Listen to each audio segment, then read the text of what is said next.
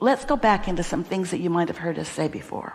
In every particle of the universe, now, what's a particle? It's just the best word Esther could find for this clump of vibration that we gave to her. In every pile of everything, in every particle of the universe, in every experience, in every person, in every personality, in every particle of the universe, there is wanted and absence of wanted. It's just the way this perfectly balanced universe works. So if there's something in the room that makes you go, oh, I really do not want this, there is a knowing of what you do want, even if you can't put the words to it. Maybe the word universal assumption or universal infinite intelligent absolute knowing of what's on the other side of what you're feeling. Contrast helps you focus. Contrast is a good thing. You wouldn't even be able to see if there were not light and absence of it. It's the degree of the light and absence of it that makes you able to focus. Same with sound, same with everything. Same with everything that is vibrational.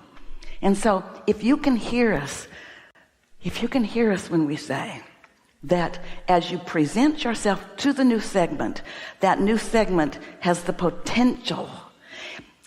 Well, Abraham, I can see that if I was stepping into a room like this, that there would be a lot of potentials of wanted and unwanted and some degrees in between. But what if I'm just talking to one person? In every particle of the universe, that person has layers and levels of wants and don't wants and vibrational patterns and habits and beliefs.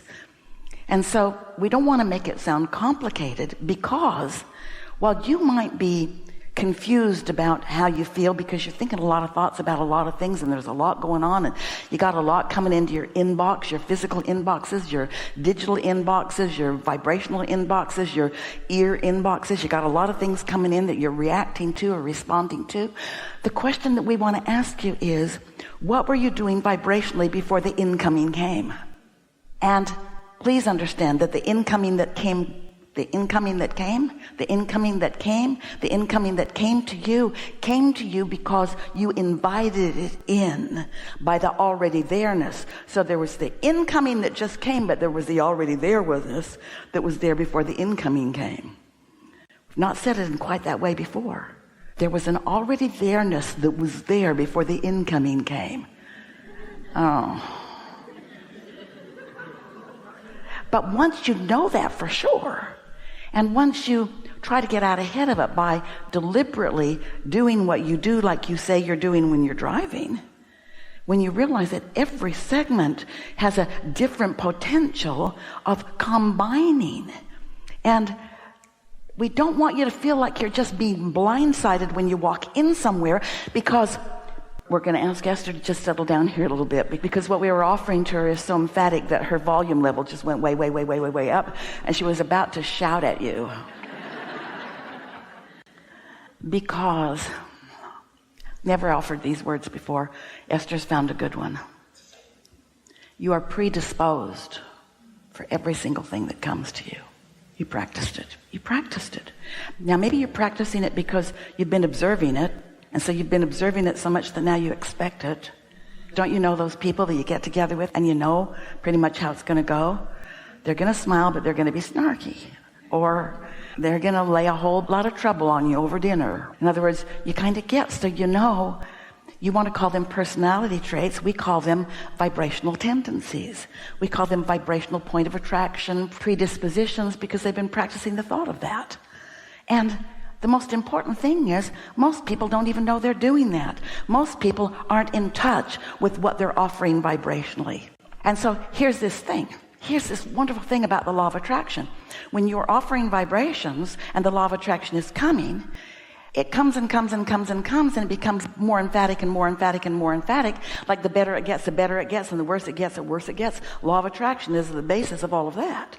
And so as things come, sometimes you don't even realize, you can't even identify it as something not wanted, or more important, if you could identify it as something that you're doing, until it manifests in a way that you have a reaction to it. So isn't it nice that you get to have life experiences? There are two ways to know what you're doing vibrationally. One of them is wait till it manifests, and then there it is. Snarky meets snarky. Or you can recognize snarky before you enter the room where potential of snarky is. Does this sound so strange you can't hear it, or did you get everything we said? That's really how it works. That's how it works. So are we expecting you to be tuned in, tapped in, turned on in every moment of the day? No. You'd like it better if you were, but you'd miss the contrast that helps you to define what you really want. You'd miss clarifying points that make you focus. Contrast is a valuable thing. Knowing what you don't want is a valuable thing, because when you know what you don't want, you launch a rocket of what you do want. When you know what you don't want, you know what you do want. And when you know what you do want, but you're not vibrationally matched to what you do want, even though what you do want is right there in the room, around the corner, or in the next conversation, or right there at your fingertips, you can't let it in, because you're more heavy on knowing what you don't want than in knowing what you do want, because you haven't practiced that as well, which is easy for us to say to you, because you haven't practiced work as well as you have drive to work. The way you described driving to work, we expected a wonderful thing to happen to you next, and when it didn't, we knew you walked into another segment where you had different expectations, mostly based upon what you usually find there. But what you usually find there isn't what you need to usually find there. It's just about what you've usually been finding there, because it's been what you have been predisposed to find. Esther remembers one of her earliest jobs. She was really young. She was so young she had to go to the youth division in the city. She couldn't go to where the older people went. She was so young she had to go to the youth placement to get this job. And when she got there was a very old woman training her. She was 28. And Esther remembers, I don't know, you're pretty old. And that girl had been there a while, and she knew everything that was wrong with that place, and mostly it was about Ted. He was the manager, and he didn't know, we're quoting this woman, Ted didn't know diddly squat about anything, but he was the head honcho that got to make all the decisions, and he spent all of his day, we won't bore you with the details, but Esther was introduced to Ted through the lens of someone who hated him. And Esther didn't know anything about him. And she didn't know anything about the law of attraction either. And she didn't know anything about this old lady either. But it didn't take very many days of this person going on and on and on and on and on about that before Esther started noticing what she was talking about. Yeah, I can see that. I can see that. I can see that. What Esther didn't know is that he was one of the most high-producing people in the whole company, that he was really considered to be of a great value to this corporation that was all over the world. What Esther didn't know is that he was the nicest dad ever. They had the cutest little kids. What Esther didn't know is that he was like a master gardener. And later, when she saw his yard, she was just knocked over by the care that he had. In other words, there was so much that weren't in the room when Esther got there, because the other lady that had been there hadn't activated anything lovely in the room about Ted, just bad feeling stuff. So Esther got off on the wrong feeling place foot with Ted. It took 2 years before Esther started appreciating Ted. 2 years of misunderstanding. Oh, wait, wasn't a misunderstanding. This other person wasn't wrong about anything she was saying.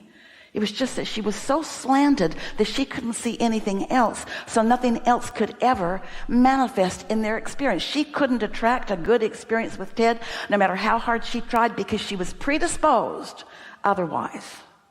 Every day she'd come and she'd want to talk about what was in the newspaper that day, and Esther said, I don't read the paper. What? You don't read the paper? No. Are you not interested? Well, I guess not, and I don't really have a lot of extra time. Well, what are you doing that's more important than knowing what's going on around in the world? Just a whole lot of things. Now, Esther could see the list being gathered for her.